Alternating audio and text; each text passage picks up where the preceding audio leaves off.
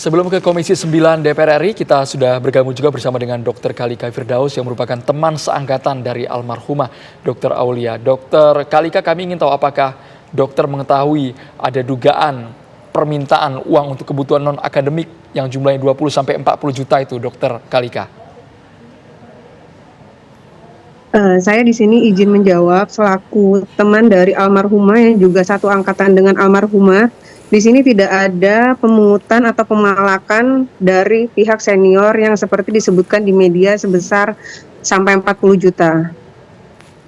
Oke, tapi kalau tidak ada pemalakan sebesar 40 juta begitu, tapi tadi disampaikan dari Ibu Siti Nadia dari Kemenkes menyebutkan bahwa ada patungan yang dikumpulkan dari rekan-rekan seangkatan untuk kemudian diserahkan kepada senior. Itu ada nggak patungan-patungan, uang patungan bersama untuk setiap angkatan yang kemudian diserahkan kepada senior?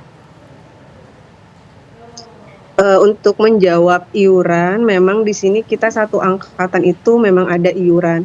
Untuk besaran iuran itu tidak ada patokan, itu kebijakan dari angkatan kita sendiri dan itu nilainya tentatif tergantung kebutuhan kita.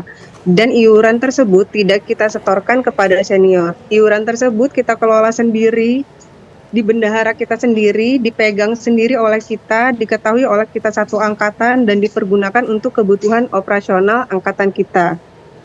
Dr. Kalika, apakah betul posisi dari Dr. Aulia almarhumah ini sebagai bendahara yang ditujukan untuk mengumpulkan pungutan-pungutan dari teman-teman seangkatan itu? Benar sekali. Selama saya semester 1 di sini almarhumah Dr. Aulia Risma Lestari ini sebagai bendahara. Di sini beliau menjabat bendahara hanya selama 3 bulan saja. Jadi keuangan yang masuk ke beliau hanya 3 bulan. Setelah itu Dr. Aulia Risma Lestari ini izin cuti sampai akhir semester 1 dan itu dikelola oleh teman yang lain, bukan oleh Dr. Aulia Risma. Oke, baik. Nanti kita akan coba berbincang kembali dengan Dr. Kalika, tapi saya ingin menuju ke anggota DPR terlebih dahulu. Kalau dari DPR sendiri melihat soal temuan Kemenkes ini seperti apa?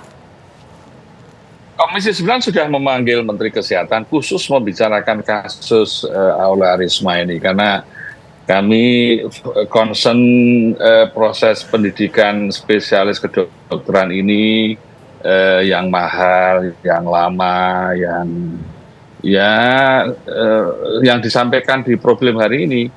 Dan kami sedang berupaya untuk melakukan percepatan pendidikan spesialis karena kita kekurangan 27.000 untuk memenuhi seluruh layanan kesehatan kita dan untuk mendekatkan layanan kesehatan. Karena itu kasus bullying ini isunya sudah lama dan Menteri Kesehatan sudah kita minta untuk memperbaiki. Lalu beberapa surat edaran sudah dikeluarkan sebelum Aulia Risma ini meninggal.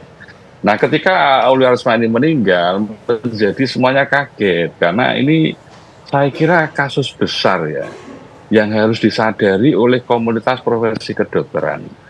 Kalau benar yang disampaikan bahwa bullying sampai kemudian ada percobaan bunuh diri dan lalu meninggal karena bunuh diri, maka ini pelajaran mahal buat kita semua ini. Karena itu saya respect dua-duanya itu. Pihak Undip saya respect yang ingin juga memerangi bullying dan termasuk pungutan-pungutan liar tadi.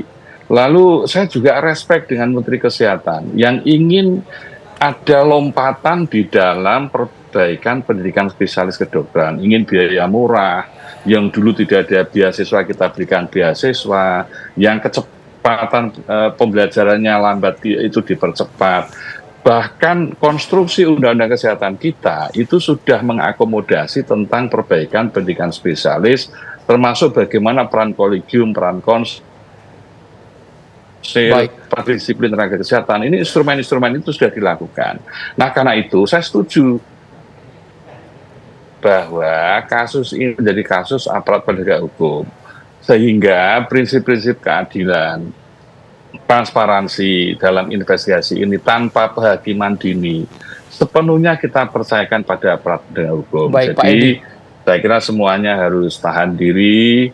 Lalu kita beri kesempatan Polda Jawa Tengah untuk mengungkap kasus ini. Pak Edi saat ini juga sudah bergabung bersama kami.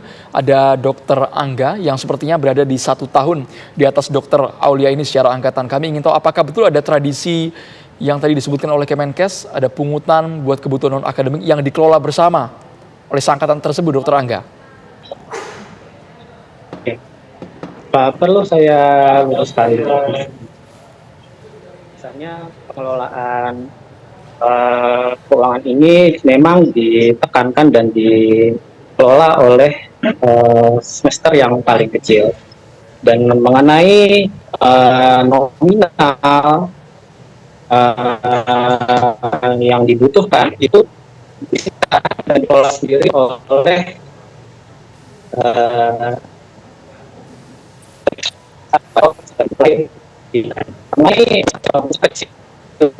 ya, itu tergantung terhadap penggunaan dari uang. Baik, Dr. Angga. Sembari kami perbaiki komunikasi dengan Dr. Angga, kita ke Ibu Siti Nadia dulu ya, Tisa ya. Ya, baik. Nah, sekarang saya ingin kembali ke Ibu Siti Nadia. Bu Siti Nadia, sebenarnya kalau di Undip sendiri tadi kan disampaikan turun-menurun temuan dari Kemenkes investigasinya. Sudah berapa lamakah ini terjadi? Tapi tadi kita juga mendengar bahwa statement dari Dr. Kalika yang sangkatan dengan Dr. Aulia mengatakan nggak ada kok pungli, itu semuanya cuma untuk kebutuhan-kebutuhan kita aja, begitu. Bagaimana Bu Nadia?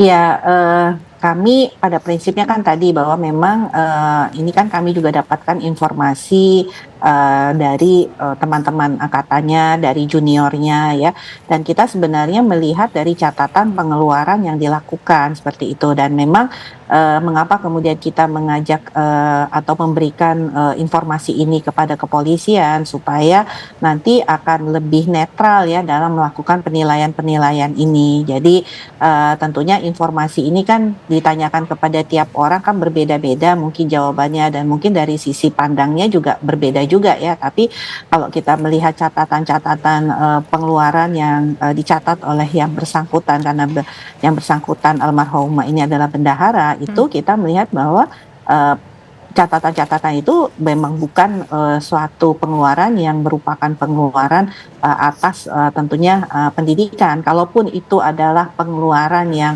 tadi disampaikan untuk kepentingan sendiri, tapi itu kemudian kalau kita lihat bukan juga digunakan untuk kepentingan angkatan PPDS yang merupakan angkatan almarhumah. Gitu. Bisa diuraikan Dr. Siti Nadia untuk keperluan apa? Kalau memang itu bukan untuk keperluan akademis, bukan untuk keperluan teman-teman seangkatan. Ya, seperti misalnya mentraktir makan, ya. Kemudian ada pengeluaran untuk laundry, baik itu sepatu olahraga, kaos olahraga, gitu ya, dalam jumlah yang cukup besar. Kemudian juga ada fotokopi, tadi saya sampaikan, fotokopi yang sebenarnya kalau kita lihat ada namanya, fotokopi itu atas nama siapa, seperti itu. Itu semuanya laundry, sepatu olahraga, traktir makan-makan, fotokopian, 3 item yang baru saja Dr. Nadia sebutkan, itu semuanya kepentingan ataupun keperluan senior. Ya, kalau kita lihat ini, kalau lihat jumlahnya ya, jumlahnya ini bukan jumlah yang artinya hanya untuk teman-teman angkatan PPDS tingkat 1 tersebut, karena kan kalau satu angkatan mungkin hanya 9, tapi kalau ini bisa 20, bisa kemudian juga, dan lagi kalau kita lihat untuk mencuci sepatu olahraga, kenapa harus satu angkatan yang mencucikan gitu ya kan? Baik, kita ke Dr. Sugeng. Kalau memang benar adanya yang disebutkan oleh Kementerian Kesehatan, mungkin mereka ada yang merasa terpaksa, ada juga yang sukarela, Dr. Sugeng. Sanksi apa yang akan diberikan oleh pihak Universitas Diponegoro kepada oknum-oknum tersebut? Posisi kami jelas bahwa sebagaimana yang pernah kami lakukan tahun 2022, tahun 2023, manakala benar-benar terbukti, bahkan untuk tahun 2022 itu kami sampai ranah pidana. Saya sangat menghargai pilihan kata yang digunakan oleh Yang Mulia anggota Komisi 9 Bapak Edi Wuryanto, bahwa kita harus menyerahkan ini kepada kepolisian tanpa penghakiman dini. Saya melihat isu ini bergeser. Semula terkait surat dari Bapak Dirjen Yankes, kejadian bunuh diri sekarang sudah tidak ditanyakan lagi. Kemudian sekarang terkait pemalakan. Pemalakan itu menurut Kamus Besar Bahasa Indonesia adalah upaya pemerasan yang dilakukan dengan ancaman untuk mendapat keuntungan, barang atau jasa. Nah, kalau sudah pemerasan, itu kan ranah Polri, penyidik. Jadi kita tunggu saja. Baik. Saya tidak mau berandai-andai. Kami pernah memberhentikan satu orang peserta PPDS tahun 2021. Kami pernah memberhentikan 2 orang PPDS tahun 2023. Nah, agar adil dan terang perkara, bahkan hari ini ada Dr. Firdaus seangkatan dengan almarhum, Al-Fatihah untuk almarhum, dan juga senior beliau.